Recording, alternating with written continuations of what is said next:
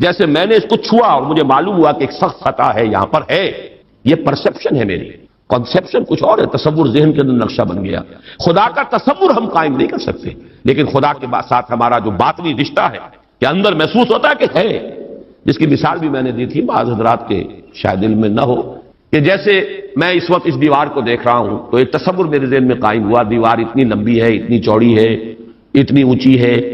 یہ دیوار جو ہے سفید رنگ اس پر ہوا ہے، میں نے ایک تصور قائم کر لیا۔ فرض کیجئے کہ میں اندھا ہوں، میں نہیں دیکھ سکتا، میں جاتا ہوں اور ہاتھ لگا کر دیکھتا ہوں دیوار ہے، کتنی لمبی ہے مجھے نہیں پتا، اس لیے کہ وہ کانسیپٹ تو صرف میرے اس ٹچ سے نہیں ہوئے، یہ تو ایک یک رخا، ایک ون سائیڈڈ میرا اس وقت ایک پرسپشن ہے، لیکن ہے، یہ میں جس زور سے کہوں گا ہے، دیوار ہے، تو ذات باری تعالیٰ کے لیے بس انسان کے پاس یہ ہے کہ ہے، دور بینان بارگاہ الست جس پہ این بردان کہ ہست، بس یہ ہست ہے، باقی کیا ہے کیسا ہے یہ ویسے تو ہم بہرحال مسلمان ہونے کے ناطے اللہ کو ہم مانتے ہیں اسماء و صفات کے ساتھ، تو ہم اس کی صفات کو مانتے ہیں، لیکن تجزیہ کیجئے تو صفات کے بارے میں بھی ہمیں کیا پتا ہے؟ اللہ دیکھتا ہے، کیسے دیکھتا ہے یہ تو نہیں پتا، کتنا دیکھتا ہے یہ بھی ہمیں نہیں پتا، یعنی اس کی بھی اصل حقیقت جو ہے دیکھنے کی وہ تو ہمیں نہیں معلوم۔ اللہ کی کوئی ایسی آنکھیں تو نہیں جس سے وہ دیکھتا ہوگا، ہمارا دیکھنا تو روشنی کا محتاج ہے، روشنی ہو تو ہم دیکھ سکیں گے، کیا اللہ کا دیکھنا بھی کسی شے کا محتاج ہے؟ قطعاً نہیں، تو ہم تصور کیجئے اللہ کا دیکھنا کیا ہے، کچھ نہیں معلوم، ہمیں یہ معلوم ہے وہ دیکھتا ہے، ہمیں یہ معلوم ہے علی کل شیء قدیر، قدرت کتنی ہے اس کی، قدرت کی شان کیا ہے، کیا معلوم ہے؟ تو معلوم یہ ہوا کہ صفات کے بارے میں بھی تجزیہ کریں تو ہمارے ہاتھ پلے ہے کیا؟ وہ سوائے اس کے کہ ہم ایک صفت اس کی ایک مبہم کیفیت کو جانتے ہیں، وہ سمیع ہے، وہ بصیر ہے، وہ خبیر ہے، وہ قدیر ہے، وہ الحی ہے، وہ القیوم ہے، لیکن اس کی زندگی، ہمارا تو زندگی کا تصور اعلیٰ ترین زندگی تو ہمارے پاس ہے مخلوقات میں سے، اس زندگی کے ساتھ 100 طرح کی لیمیٹیشنز ہیں، 100 طرح کی مجبوریاں ہیں، لیکن یہ کہ کیا اللہ تعالیٰ کی زندگی بھی اس زندگی پر قیاس کی جا سکتی ہے؟ معاذ اللہ۔ تو معلوم یہ ہوا کہ اللہ تعالیٰ کی ذات کے بارے میں تحیر کے سوا کچھ نہیں۔ تیسرا ہے تصور جو سب سے بلند ہے، وہ محبوب حقیقی، مطلوب اصلی، لا مطلوب الا اللہ، لا مقصود الا اللہ۔ ایک چوتھا تصور ہے وہ میں بعد میں عرض کروں گا۔ بہرحال قل هو اللہ احد، اب یہاں لفظ احد پر آئی، اس لفظ کو بھی نوٹ کیجئے۔ ویسے تو عام خیال یہ ہے کہ یہ واحد ان کی بدلی ہوئی شکل ہے، چنانچہ عام رائے یہ ہے کہ احد اور واحد ہم مانی ہیں۔ اکثر مفسرین نے اردو میں جو ترجمے کیے مترجمین نے، وہ کہو اللہ، وہ اللہ ایک ہے، اگرچہ اس پر خاصا اعتراض وارد ہوتا ہے، وہ بھی اللہ کو ایک مانتے تھے، صرف اس کے ساتھ کسی اور کو ایڈ کر لیا تھا، اس اللہ کو تو دو نہیں مانتے تھے، وہ جو بڑا اللہ تھا وہ تو ان کے نزدیک بھی ایک ہی تھا، اور ایک تو ہر شے ایک ہوتی ہے، جو معبود ہے 10 تو ان میں سے بھی ہر ایک اپنی جگہ پر تو ایک ہے، ایک کمپوز ایک اس کا وجود ہے، لیکن بہرحال چونکہ اکثر و بیشتر رائے یہ ہے کہ احد اور واحد تقریباً ہم مانی ہے، ترجمہ کیا گیا کہہ دو وہ اللہ ایک ہے، اور یہ کہ واحد ہی کی بدلی ہوئی شکل احد ہے، یہ تو ہے تقریباً بالعموم جو رائے ہے، لیکن میرے علم میں آج ہی یہ بات آئی ہے اور وہ میں آپ تک بھی منتقل کر رہا ہوں۔ امام راغب اصفہانی، ظاہر بات ہے لغت کے تو بہت بڑے امام ہیں، اور مفردات القرآن پر ان کی کتاب جو ہے معرکۃ الآراء ہے مشہور، انہوں نے اسے علیحدہ مادہ قرار دیا ہے۔ احد ان کو الف ہا دال علیحدہ لائے، شروع میں الف کی تقسیم میں لائے، واحد ان کے ساتھ شامل نہیں کیا، معلوم ہوا کہ یہ ایک اپنی جگہ پر ایک مستقل مادہ ہے ان کے نزدیک، یہ واحد سے اس کا تعلق نہیں بلکہ احد اپنی جگہ پر ایک مستقل علیحدہ مادہ ہے، اور اسی اعتبار سے انہوں نے اسے واحد سے علیحدہ کر کے الف کی تختی کے اندر لیا ہے۔ اب اس کا جہاں تک استعمالات ہیں اس میں بھی اتفاق ہے، 3 اس کے استعمالات ہیں۔ سب سے زیادہ استعمال اس لفظ کا ہوتا ہے نفی مطلق کے لیے، کمرے میں کوئی نہیں ہے، ایک بھی نہیں ہے، جب یہ کہنا ہو تو احد کا لفظ آئے گا، معافی احد کوئی نہیں ہے، ایک بھی نہیں، اکیلا۔ اسی معنی میں قرآن مجید میں یہ لفظ بہت مرتبہ آیا ہے، خاص طور پر آپ سورہ کہف کو اگر دیکھیں گے، لا یشرک فی حکمہ احد، اللہ اپنے حکم اور اپنے اختیار میں کسی کو نہیں شریک کرتا، کسی ایک کو بھی نہیں کرتا، یعنی یہ نفی میں مبالغے کے لیے یہ لفظ استعمال ہوتا ہے، اور سورت ختم بھی ہوئی ہے فمن کان یرجو لقاء ربہ فلیعمل عملا صالحا ولا یشرک بعبادۃ ربہ احدا۔ احد کا اکثر و بیشتر استعمال عربی زبان میں نفی مطلق، کوئی نہیں، کوئی بھی نہیں، ایک بھی نہیں، جب اس کو کہنا ہو تو لفظ احد کا سہارا لیا جاتا ہے، یا پھر یہ لفظ آتا ہے مضاف یا مضاف الیہ ہو کر، جیسے عشرات کے ساتھ آئے گا احد عشرہ کوكبا، یا احد و عشرون جمع کر کے، یہ گنتی کے ساتھ یہ مضاف ہو رہا ہے، اور یا یہ کہ جیسے کہ مضاف الیہ ہوتا ہے فاما احدکما فیسقی ربہ خمرا، حضرت یوسف علیہ السلام نے فرمایا تھا ان دو نوجوان جو داخل ہوئے تھے جیل میں ان کے ساتھ، انہوں نے اپنے اپنے خواب بیان کیے، تم دو میں سے ایک، احدکم، جیسے کہ حدیث میں آتا ہے لا یؤمن احدکم حتی یحب لنفسہ حتی یحب لاخیہ ما یحب لنفسہ، یا لا یؤمن احدکم حتی یکون ہواہ طبعا لما جئت بہ، یا یہ کہ لا یؤمن احدکم حتی اکون احب الیہ من والدہ وولدہ والناس اجمعین۔ اب یہ تین احادیث آ گئی زبان پر، تو احدکم یہ گویا کہ مضاف ہو کر آ رہا ہے، اس طریقے سے یہ لفظ مضاف ہو کر یا مضاف الیہ ہو کر استعمال ہوتا ہے۔ صرف قرآن مجید میں یہ لفظ ذات باری تعالیٰ کے لیے علیحدہ سے مستقل ایک صفت کے طور پر آیا ہے، قل هو اللہ احد، یہ ایک خاص بات ہے، اس کو نوٹ کر لیجیے، یہ اس لفظ کا یہ استعمال اس اعتبار سے، صفت کے اعتبار سے کسی اور کے لیے غیر اللہ کے لیے ہے ہی نہیں۔ قل هو اللہ احد، یہ یہاں پر آ رہا ہے ایک مستقل صفت علیحدہ، لیکن یہ صرف اللہ کے ساتھ۔ اب یہاں میں عرض کروں گا کہ میں اس کا ترجمہ جو میں نے آپ کو گنوائے ہیں مولانا فراہی نے کیا ہے بے ہما۔ قل هو اللہ احد اللہ الصمد، کہہ دو اللہ بے ہما ہے، اللہ باہما ہے۔ اصلاحی صاحب ان کے شاگرد ہیں، انہوں نے ترجمہ کر دیا ہے بے ہما کا ترجمہ کہہ دو اللہ سب سے الگ ہے اور اللہ سب کے ساتھ ہے، صمد اللہ سب کے ساتھ ہے، باہما اور احد بے ہما اللہ سب سے الگ ہے۔ عام طور پر اردو مترجمین، شیخ الہند کو بھی میں نے دیکھا، مولانا اشرف علی تھانوی رحمہم اللہ دونوں کو دیکھا، کہہ دو اللہ ایک ہے، لیکن یہ کہ بہرحال میرا مزاج میرا ذوق اس ترجمے کو قبول نہیں کرتا، واحد اور ہے احد اور ہے، یہ شان ہی علیحدہ ہے، اس لفظ کو واحد کے بالکل برابر کر دینا کم سے کم میرا ذوق اسے قبول نہیں کرتا۔ ویسے قرآن میں وہ لفظ بھی آیا اللہ کے لیے، الواحد القہار، للہ الواحد القہار، واحد ہے الواحد ہے، لیکن احد یہ شے ہی اور ہے۔ بہت قریب گئے ہیں مولانا مودودی، وہ لفظ لائے ہیں کہہ دو اللہ یکتا، یکتا کا لفظ میرے نزدیک بہت قریب کی تعبیر ہے، لیکن میں اس کو ایک خاص، میرا چونکہ اپنی ایک رائے ہے اس کے اعتبار سے اس کا میں ترجمہ کر رہا ہوں، کہہ دو اللہ اکیلا ہے۔ اکیلا وہ ہے جس کے ساتھ کوئی نہیں، اکیلا کس اعتبار سے؟ یہ ہے اصل میں وہ نقطہ۔ اللہ ایک تو اس اعتبار سے اکیلا ہے کہ وہ صرف ایک اکیلا واحد معبود ہے اور کوئی معبود اس کے ساتھ نہیں۔ سورہ کافرون کے ساتھ جب آپ جوڑیں گے تو یہ تصور نمایاں ہو کر سامنے آئے گا، میرا اللہ وہ اللہ ہے جو اکیلا ہے، اس کے ساتھ کوئی اور الہ نہیں ہے، لا الہ الا اللہ، اللہ کے سوا کوئی معبود نہیں۔ یہ در حقیقت مفہوم بنا قل هو اللہ احد، بات وہی ہے جو لا الہ الا اللہ میں کہی گئی ہے، لیکن یہ کہ یہاں پہ اسلوب بدل گیا، قل هو اللہ احد، وہ اکیلا ہے، کوئی اس کے ساتھ نہیں۔ لیکن اسی کا ایک انتہائی بلند مقام ہے، مقام وہ خطرناک ہے، عام لوگوں کی ذہن سے ذرا بلند تر، اسی لیے عوام اس کے بارے میں مغالطوں میں مبتلا ہوتے ہیں، اور آج کل کا ہمارا ایک بہت بڑا طبقہ چونکہ زیر اثر ہے کچھ ایسے مفکرین کے کہ جن کا ذوق وہ نہیں تھا جو اس سطح کا ہو جو میں ابھی عرض کر رہا ہوں، لہذا وہ اسے شرک سے بھی تعبیر کر بیٹھتے ہیں، اور وہ ہے توحید وجودی، وہ اکیلا ہے، اکیلا ایمانی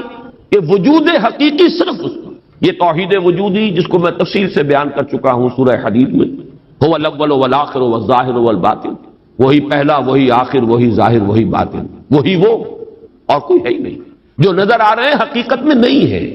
کل ما فی الکون وہم او خیال او عکوس فی المرایا او ظلال، کل جو کچھ نظر آتا ہے موجودات میں یہ وہم ہے یا خیال ہے، یا جیسے شیشے میں عکس نظر آتا ہے، آپ ادھر کھڑے ہیں ادھر بھی نظر آ رہے ہیں، وہاں تو کوئی نہیں ہے، ادھر ہی ادھر ہے جو ہے، وہ جو کوئی نہیں ہے وہاں نظر تو آ رہا ہے۔ اور عکوس فی المرایا او ظلال، یا سایہ ہے،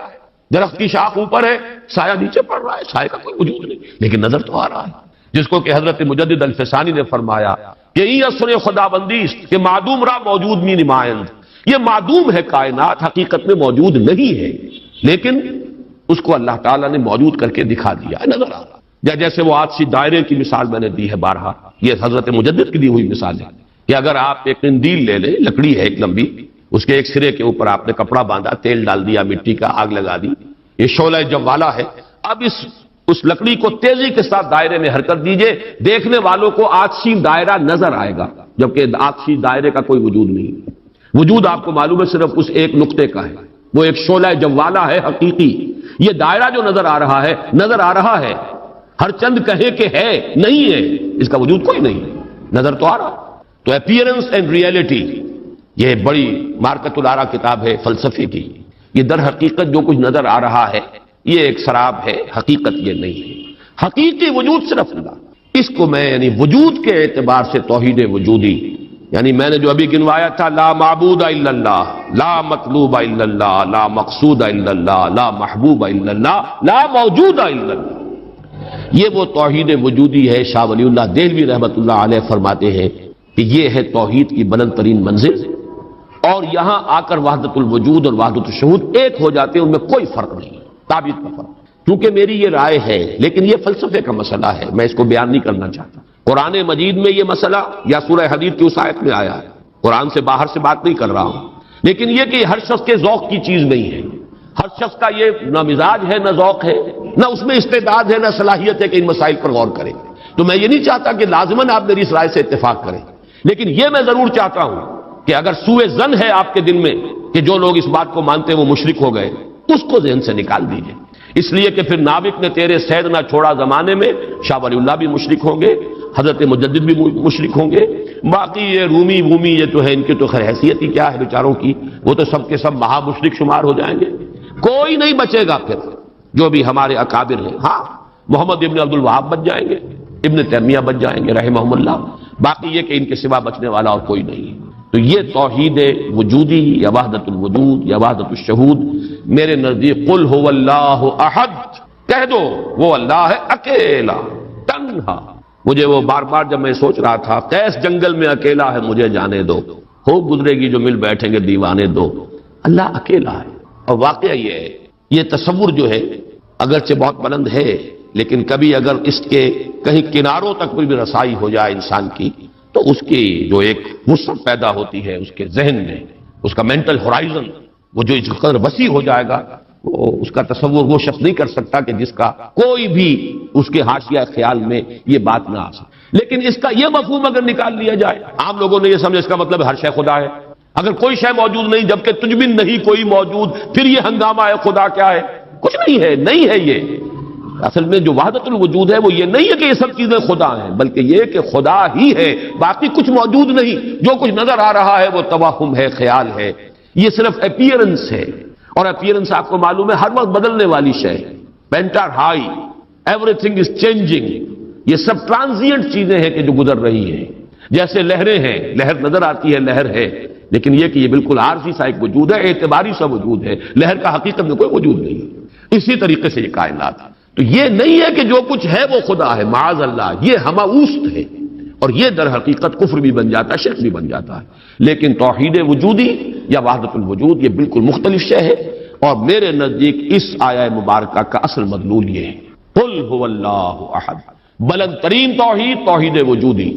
لا معبود الا اللہ سے لے کر لا موجود الا اللہ، اس لیے کہ احد کا لفظ واحد نہیں ہے اکیل یکتا، لیکن اس سے بھی آگے بڑھ کر جو ترجمہ میں کر رہا ہوں وہ یہ ہے کہ کہہ دو اللہ اکیلا ہے، کوئی اس کے ساتھ نہیں۔ جیسے کہ غالباً حضرت بایزید بستامی کے بارے میں آتا ہے کہ ان کی محفل تھی تو ان کا کوئی مرید جو تھا اس نے ایک عجیب کیفیت ہوتی ہے انسان کی، اس کیفیت میں جملہ کہا، وہ بھی زمانہ کیسا ہوگا جبکہ اللہ ہی تھا اور کچھ نہ تھا۔ اب ایک تصور ہے، اب تو کائنات ہے، یہ ہے، آسمان ہے، زمین ہے، ستارے ہیں، سیارے ہیں، سب کچھ ہے، وہ بھی زمانہ ہوگا جبکہ اللہ ہی تھا اور کچھ نہ تھا۔ تو وہ بایزید بستانی ہے جو دوسرے بزرگ کوئی ہو سکتے ہیں اگر مجھے نام کا اس وقت مغالطہ ہو رہا ہو، انہوں نے اسی کیف کے عالم میں جواب دیا، الان کما کان، میرے عزیز اب بھی ایسا ہی ہے، اللہ ہی ہے اور کچھ نہیں ہے، جیسے پہلے تھا جس کا تم تصور کر رہے ہو اب بھی حقیقت میں وہی۔ اس کو میں ذرا اور آسان کر دوں تاکہ جو نسبتاً یعنی سادہ مزاج حضرات ہیں ان کی سمجھ میں بھی یہ بات آ جائے، کسی مغالطے میں مبتلا نہ۔ دیکھیے جب ہم کہتے ہیں لا محبوب الا اللہ، کیا معنی ہے اس کے؟ یہ معنی تو نہیں ہے کہ اولاد سے محبت نہ کرو، یہ تو دین کی تعلیم نہیں ہے۔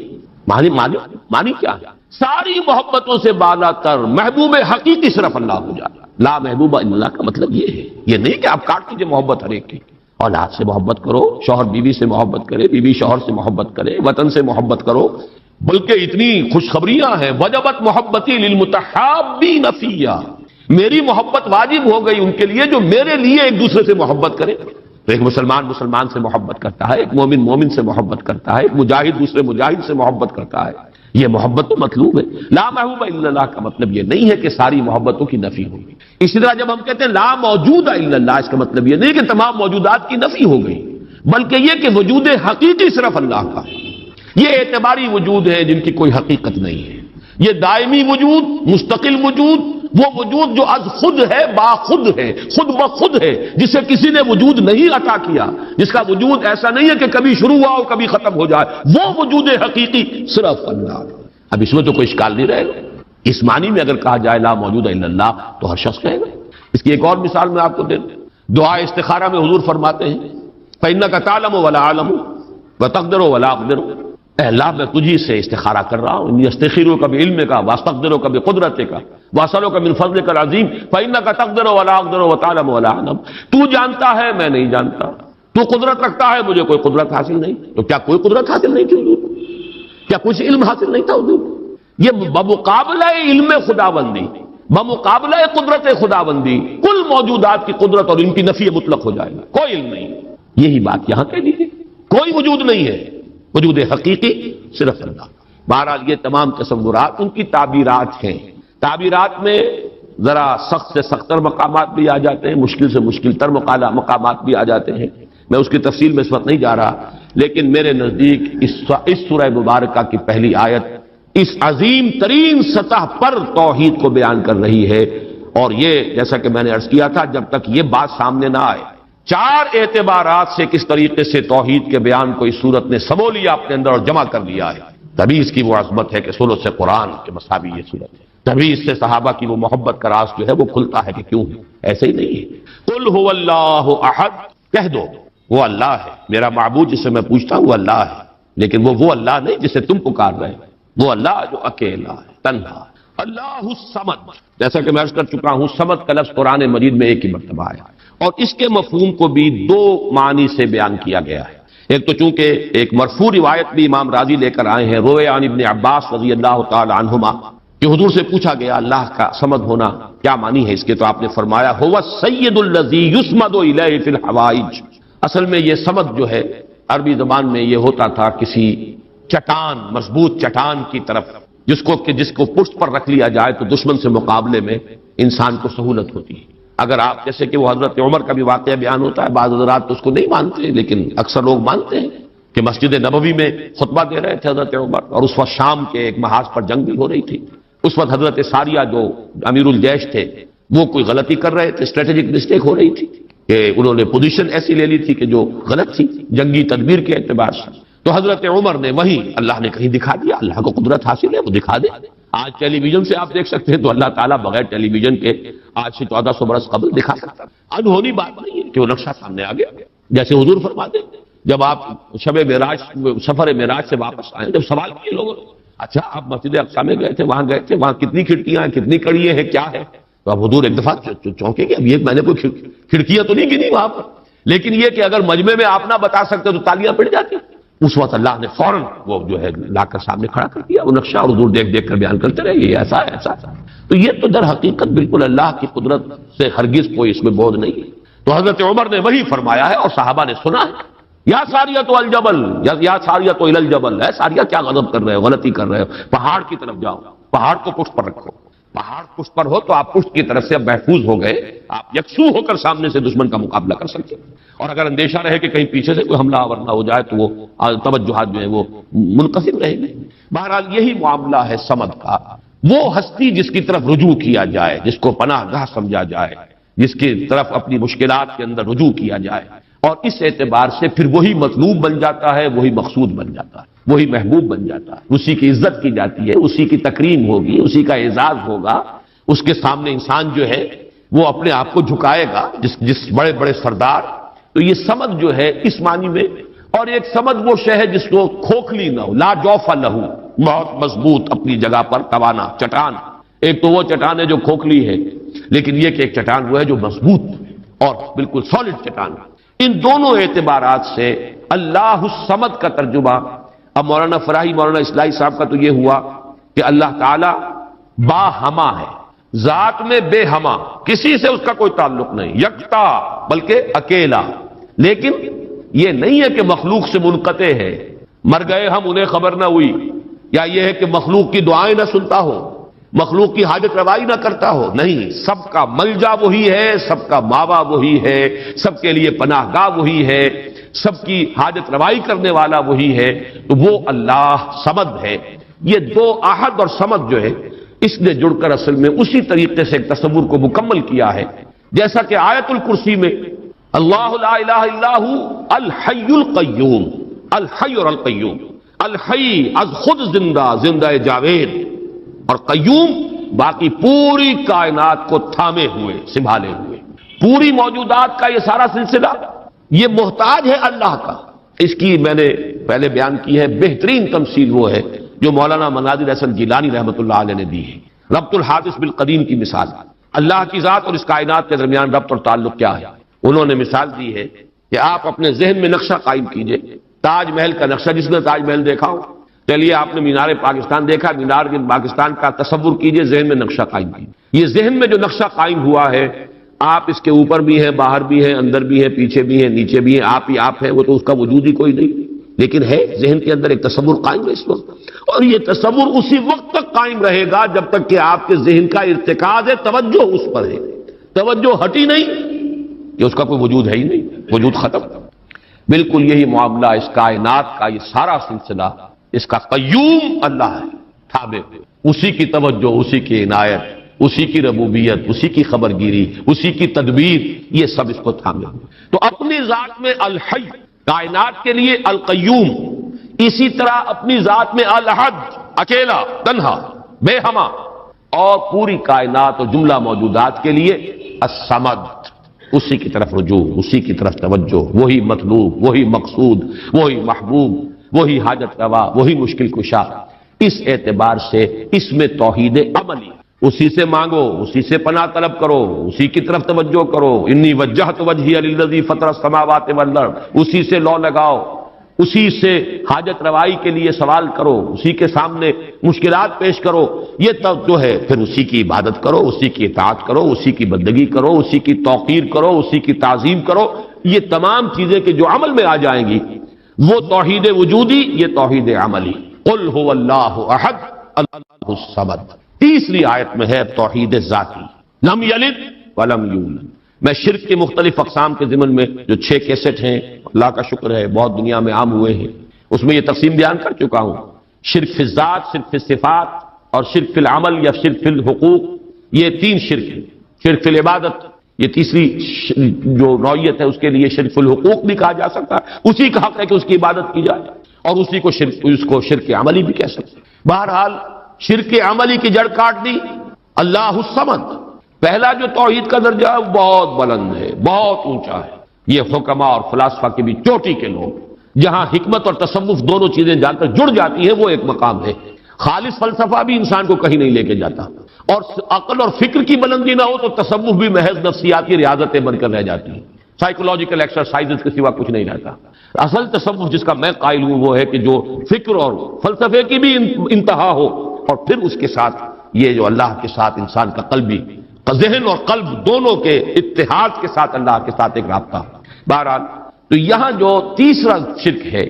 اور جو ہمارے اس شرک کے بیان میں آتا ہے نمبر 1 پر، بدترین شرک، شرک فی الذات. اس کی بدترین صورت، فلسفیانہ صورت تو وہ ہے ہماوست، اللہ ہی نے اس کائنات کا روپ دھار لیا ہے. برف تھا پگھل کر پانی بن گیا، اللہ تھا اس نے ہی اس کائنات کا روپ دھار لیا. اب اللہ کہاں ہے؟ یہی کائنات اللہ ہے. اللہ پانی تھا، وہی تو بھاپ بن گیا، اب پانی کہاں ہے؟ یہ بھاپ ہی تو پانی ہے. ایک یہ شکل ہے، یہ بدترین صورت ہے شرک فی الذات کی. یہ ہے وہ ہماوست، یہ جس میں کہ ہر شے خدا بن گئی، اس لیے کہ خدا ہی نے در حقیقت یہ صورت اختیار کر لی. یا پھر مذہبی میدان میں یہ شرک آیا ہے اللہ کے لیے بیٹا بیٹی. بیٹا بیٹی، ایک تو یہ سمجھے اولاد جو ہے وہ جز ہوتا ہے. اولاد کیا ہے؟ باپ کا ایک نطفہ ہے، اسی سے تو اسی نے ڈیولپ ہو کر ایک شکل اختیار کی ہے. اور پھر وہ کفو ہوتا ہے برابر کا. سید باپ ہے تو بیٹا بھی تو سید ہی ہوا، مغل باپ ہے تو بیٹا بھی مغل ہے. اسی طریقے سے گھوڑا ہے تو بیٹا بھی گھوڑا ہی ہے. وہ تو جنس جو ہے اس میں کفو جس کو کہتے ہیں ہم، برابری کا معاملہ یہ ہے اولاد کے اندر. اس سے زیادہ برابری کا اور کوئی تصور نہیں ہے. اس پہلو سے لم یلد ولم یولد نے جڑ کاٹی ہے ان تصورات کی کہ حضرت مسیح کو خدا کا بیٹا بنا دیا گیا، کسی نے حضرت عزیر کو خدا کا بیٹا بنا دیا، ملائکہ کو اہل عرب جو ہے خدا کی بیٹیاں قرار دے رہے ہیں۔ یہ بیٹا بیٹی کا تصور، جیسے قرآن کہتا ہے کیسے ہو جائے گی اس کی اولاد جبکہ اس کی کوئی جوڑی نہیں، ولم تکن لہ صاحبہ، کوئی تصور نہیں۔ اور عیسائیوں میں تو خیر ایک طبقہ وہاں تک بھی گیا ہے کہ حضرت مسیح کی والدہ حضرت مریم کو بھی الوہیت میں شامل کیا ہے۔ اولین تثلیث تو یہی تھی کہ اللہ اور حضرت مریم اور حضرت عیسیٰ، بعد میں یہ کہ حضرت مریم کو نکال کر اور روح القدس کو شامل کیا گیا، God is father, God is son and the holy ghost یا ہولی اسپرٹ۔ یہ تثلیث ہے جو عام طور پر اب چلتی ہے، لیکن پہلے تو تثلیث کے اندر جیسے کہ قرآن مجید میں بھی ہے حضرت مریم کو بھی انہوں نے شامل کیا۔ اس اعتبار سے نوٹ کیجئے کہ لم یلد ولم یولد یہ در حقیقت توحید ذات، نہ اس نے کسی کو جنا نہ وہ جنا گیا، نہ کوئی اس کے والدین، نہ کوئی اس کی جورو، نہ کوئی اس کی اولاد۔ اس اعتبار سے وہ یکتا،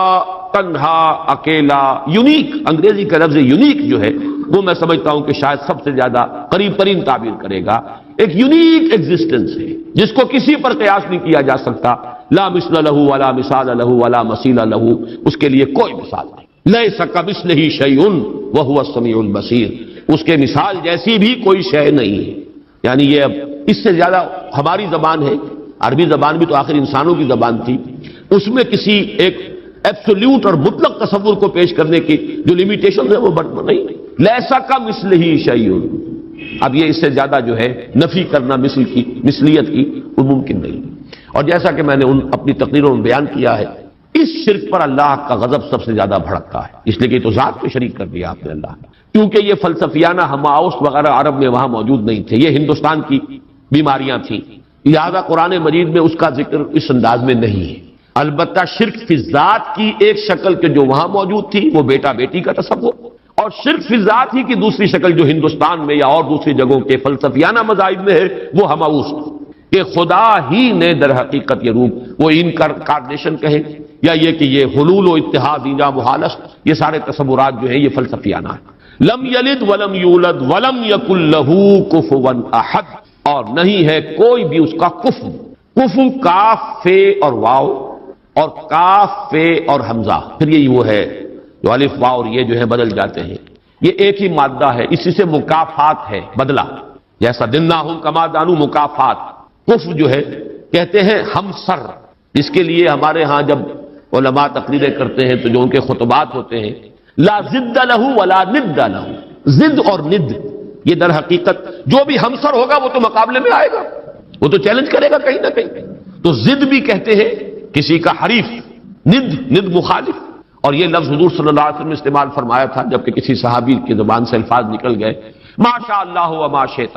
جو اللہ چاہے اور جو آپ چاہیں۔ حالانکہ اس میں ظاہر بات ہے کہ ان کی نیت میں کہیں بھی وہ بات نہیں ہو سکتی تھی کہ برابر کر رہے ہوں حضور کی مشیت کو اللہ کی مشیت کے ساتھ، لیکن یہ کہ چونکہ لفظ میں اشتباہ تھا، لفظ میں برابری سی ہو گئی ہے، ما شاء اللہ و ما شئت، تو آپ نے فرمایا، فوراً ٹوک دیا، اجعلتنی للہ ندا، کیا تم نے مجھے اللہ کا مد مقابل بنا دیا؟ مشیت تو ایک ہی ہے، اسی کی مشیت چلتی ہے، کتنا ہی چاہے انسان، انک لا تہدی من احببت ولکن اللہ یہدی من یشاء، آپ کتنا ہی چاہیں کسی کو ہدایت دینا آپ کے اختیار میں نہیں ہے، تو جسے چاہیں ہدایت دے دیں، یہ تو اللہ کی مشیت ہے، اس کا اختیار ہے۔ تو کفر جو ہے، اب یہ کفر جو ہے یہ توحید صفات ہے، برابر ہوتا ہے انسان صفت میں۔ اب جیسے میں نے عرض کیا تھا نا، اور یہ تقریریں میں نے تفصیل سے کی ہوئی ہیں، ہماری مجبوری ہے، ہماری زبان میں الفاظ مشترک ہیں، صفات کے لیے وہی لفظ اللہ کے لیے استعمال ہوگا، وہی لفظ بندوں کے لیے استعمال ہوگا۔ اللہ بھی علیم ہے، انسان بھی علیم ہوتے ہیں، بلکہ علامہ بھی ہوتے ہیں۔ علامہ بہت بڑی شے ہے، حالانکہ واقعہ یہ ہے کہ علم اللہ کے لیے، علم بندے کے لیے، لفظ ایک ہے، زمین و آسمان کا فرق ہے مضمون میں۔ وہ علم ذاتی ہے، وہ علم مطلق ہے بلا نہایت، اس کی کوئی حدود نہیں ہے، وہ علم قدیم ہے، ہمیشہ سے تھا، حادث نہیں ہے۔ اور ہمارا علم، ہمارے سے مراد ہمارا ہو، انبیاء کا ہو، اولیاء کا ہو، کسی کا ہو، بڑے سے بڑے سائنسدان کا ہو، بڑے سے بڑے ولی کا ہو، فرشتوں کا ہو، انبیاء کا ہو، کسی کا ہو، وہ علم یقیناً حادث ہے، قدیم نہیں، وہ یقیناً عطائی ہے، ذاتی نہیں، وہ محدود ہے، لامحدود نہیں۔ یہ تین جب شرطیں عائد کی جائیں گی اور یہ تینوں مستحضر ہوں تب اس شرک فی صفات سے انسان بچتا ہے، اور کفر بنا دینے سے انسان بچ سکتا ہے، ورنہ الفاظ میں اشتراک ہو جائے گا۔ اور یہی اشتراک ہے، موجود میں ہم بھی موجود، اللہ بھی موجود، ہم کہاں کے موجود؟ اس کا وجود ذاتی، اس کا وجود حقیقی، اس کا وجود مطلق، اس کا وجود قدیم، اس کا وجود قائم و دائم، ہمیشہ ہمیشہ رہنے والا۔ وہ کوئی عطائی وجود نہیں ہے کہ کسی اور نے وجود دیا ہو۔ ہمارا وجود مستعار، دیا ہوا، عطا کردہ۔ لائی حیات آئے، قضا لے چلی چلے، اپنی خوشی سے آئے نہ اپنی خوشی چلے۔ ہمارا وجود محدود، ہمارا وجود عطائی، ہمارا وجود حادث، نہیں تھے ہو گئے ہیں، پھر وقت آئے گا نہیں رہیں گے۔ تو وجود کا لفظ مشترک ہے، اللہ بھی موجود اور ہم بھی موجود، وہ وجود مطلق، اور یہ جو ہے ممکن الوجود، یہ ممکنات ہے، یہ اعتباری وجود ہے، اس کے سوا کچھ نہیں۔ تو کسی بھی اعتبار سے اللہ کے ہم سر، ہم پلہ، ضد اور ند کسی کو بنا دینا، اس کی نفی ہے۔ وَلَمْ يَكُنْ لَهُ كُفُوًا أَحَدٌ۔ اب یہاں احد دیکھیے اس معنی میں آیا ہے، نفی مطلق۔ یہ بھی ادھر پہلا ذہن میرا نہیں گیا تھا، یہ احد کا لفظ جو ہے، جو میں نے استعمالات بتائے تھے، دو استعمالات تو اسی صورت میں ہیں۔ قُلْ هُوَ اللَّهُ أَحَدٌ، وہاں وہ صفت کے طور پر آیا ہے اللہ کے لیے، اور اللہ کے سوا کسی اور کے لیے یہ صفت کے لیے لفظ استعمال نہیں ہو سکتا۔ اصل اس کا استعمال نفی کے لیے آتا ہے، نفی مطلق۔ لا یشرک فی حکمہ احدا ولا یشرک بعبادت ربہ احدا۔ یہاں پر بھی فرمایا وَلَمْ يَكُنْ لَهُ كُفُوًا أَحَدٌ، کوئی ایک بھی، کوئی بھی نہیں، سرے سے نفی مطلق ہے، اس جیسا کوئی نہیں۔ یہ ہے در حقیقت اس سورہ مبارکہ کا کہ وہ جامعیت، اس توحید وجودی، لا موجود الا اللہ، قل هو اللہ احد، اکیلا ہے، تنہا ہے، وہ ہے اور کوئی نہیں ہے، کچھ نہیں، جو ہے وہ اعتباری ہے۔ کل ما فی الکون وہم و خیال اور عکوس فی المرایا اور ظلال، سب کا ملجا وہی، ماوا وہی۔ بڑی پیاری ہے یہ الفاظ، ایک حدیث میں دعا میں ہے یہ، لا ملجا منکا ولا ماوا الا الیک، پروردگار تیرے سوا کوئی ٹھکانہ دینے والا نہیں، پناہ دینے والا نہیں، اور تجھ سے بچ کر بھاگ کر جانے کی کوئی جگہ نہیں سوائے اس کے کہ تیرے ہی دامن میں آ کر پناہ لے لی جائے۔ لا ملجا منکا ولا ماوا الا الیک، یہ ہے لا ملجا منکا ولا ماوا الیک، یہ ہے اللہ الصمد، توحید عملی۔ نمبر 3 توحید ذات، لم یلد ولم یولد۔ نمبر 4 توحید صفات، لم یکن لہ کفوا احد، کوئی بھی کسی بھی اعتبار سے اس کا ہمسر، ہم پلہ، ضد یا ند نہیں، اس کا مشابہ نہیں۔ اس اعتبار سے آج میں نوٹ کر رہا تھا، اس جامعیت کے اعتبار سے سورہ اخلاص کے اگر کسی درجے میں مقابل آتے ہیں تو 2 آیتیں آتی ہیں، اور عجیب بات ہے یہ صورت ہے 4 آیتوں پر مشتمل، وہ 2 آیتیں۔ ایک آیت کا تذکرہ ہو چکا، آیت الکرسی، خود حضور نے فرمایا ہے تمام آیات قرآنیہ کی سردار ہے، اس میں 10 یا 11 جملے بن جاتے ہیں ایک آیت کے اندر، اس لیے کہ بعض حضرات اللہ لا الہ الا ہو، اللہ سے پہلے بھی ہوا کو محذوف مانتے ہیں، ہو اللہ لا الہ الا ہو، گویا کہ پہلا جملہ ہو اللہ ہے، پھر لا الہ الا ہو یہ دوسرا جملہ ہے۔ اس طرح اگر شمار کریں گے تو 11 جملے بن جائیں گے اس ایک آیت کے اندر، ورنہ 10 تو ہے ہی۔ وہ بھی نہایت جامع ہے توحید کے بیان میں۔ اور تیسرا مقام کہیے یا دوسری آیت جو ہے، اور واقعہ یہ کہ اس کی بھی عظمت کا میرے قلب پر جو نقش ہے بہت گہرا ہے۔ 5 اسلوبوں سے توحید کا بیان ایک آیت میں ہے۔ وَقُلِ الْحَمْدُ لِلَّهِ الَّذِي لَمْ يَتَّخِذْ وَلَدًا وَلَمْ يَكُنْ لَهُ شَرِيكٌ فِي الْمُلْكِ وَلَمْ يَكُنْ لَهُ وَلِيٌّ مِّنَ الذُّلِّ وَكَبِّرْهُ تَكْبِيرًا۔ ایک آیت ہے یہ سورہ بنی اسرائیل کی آخری آیت۔ کہو کل حمد اللہ کے لیے، قل الحمد للہ، کل حمد، کل ثنا، یہ بھی توحید ہے اصل میں، نظری علمی توحید۔ جو خیر نظر آ رہا ہے، جو بھی ہم تک بھلائی پہنچ رہی ہے، کسی بھی ذریعے سے آئی ہو، کسی بھی سلسلہ اسباب سے متعلق ہو کر ہم تک پہنچی ہو، اس کا منبع سرچشمہ ذات باری تعالی، لہذا حمد کا سزاوار حقیقی صرف اللہ۔ قل الحمد للہ، توحید کا کلمہ ہے، بہت بڑا کلمہ ہے یہ توحید کا، اتنا بڑا کلمہ ہے کہ حضور نے فرمایا یا تسبیح نصف المیزان والحمد للہ تملؤہ، سبحان اللہ کہنا جو ہے میزان معرفت خداوندی کا نصف ہو جاتا ہے اور پورا پلڑا بھر جاتا ہے الحمدللہ سے۔ پھر لم یتخذ ولدا، لم یلد ولم یولد، لم یتخذ ولدا ولم یکن لہ شریک فی الملک،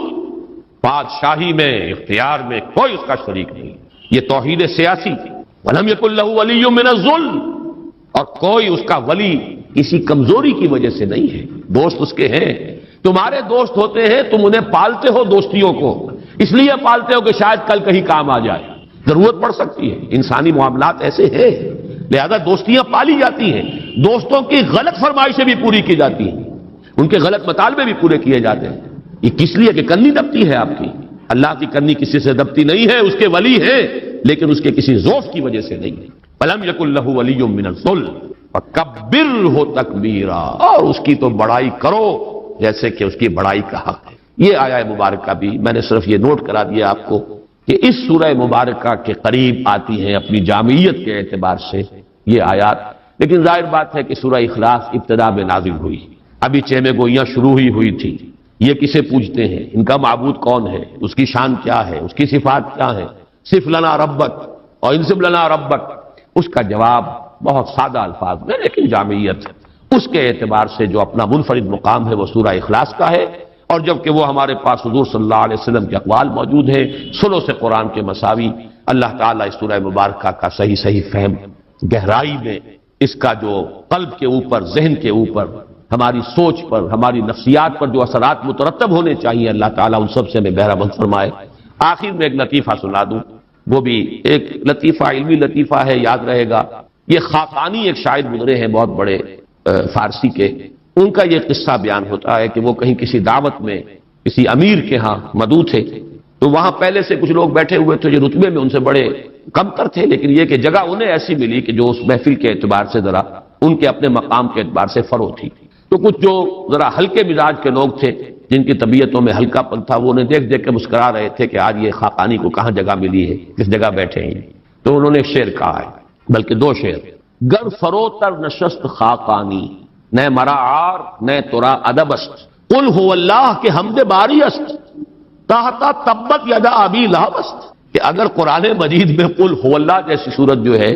وہ تبت یدا کے نیچے درج ہے، تبت یدا اوپر رکھی ہوئی ہے، اوپر لکھی ہوئی ہے، تو قل هو اللہ کے حمد باری است تحت تبت یدا ابی لہب است۔ تو اس لیے اگر آج مجھے کہیں مقام جو ہے نچلا مل گیا ہے نشست کے اعتبار سے، تو اس میں میرے لیے کوئی عار نہیں، تمہارے لیے کوئی عزت کی بات نہیں۔